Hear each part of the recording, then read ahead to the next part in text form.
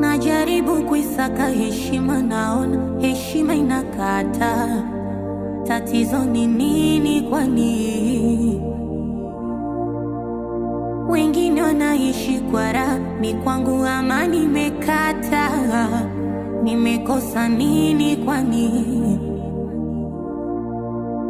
Mungu si wewe, umeniumba unaujua udhaifu wangu. Ili jaribu si wewe. Uko sawa kweli wewe? Uko sawa. Maana hujawahi kulala muda kama huu. Nimeshangaa sasa hivi umelala mapema. Nimechoka tu mwanangu, nikapumzika. Kweli mwanangu, uko sawa? Niko sawa. Kama uko sawa na umechoka, kumbuka. Kama umechoka sawa. Ila kumbuka, mficha maradhi kifo mfanyaji? Umuumbua. Haya, maana ulinitisha ikasema huyu vipi mpaka analala muda huu sasa hivi. Lakini kama umechoka haina neno.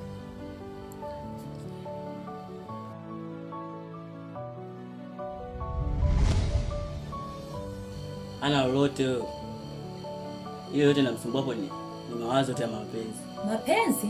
Ndio. Hivyo wanasumbuliwa na mapenzi?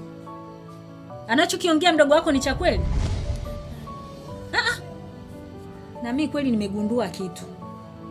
Yaani ukianza, wazee walishasema ukianza kuona binti nyong'onyo ujue kuna kitu kinamsumbua. Wewe inaonekana unasumbuliwa kweli na mapenzi. Hebu niambie huyo kijana ni nani anayekusumbua? Wewe.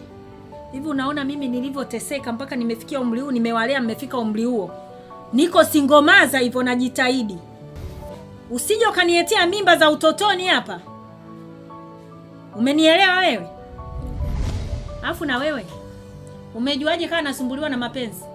Juzi mwanangu nakutabu yuko na mwanaume ananibichi. Sijamuelewa. Mimi sikumsimamisha, nikaamua nifuate mambo yangu nitaje nyumbani. Muulize vizuri atakujibu. Wewe umeanza kutembea na vijana wauni? Hapana mama, alikuwa ananiuliza tu njia. Au usije ukakuta una mimba wewe. Wewe sio mjamzito wewe? Ai, naomba unitoke na utaniambia huyo kijana ni nani. Tumeelewana? Sawa.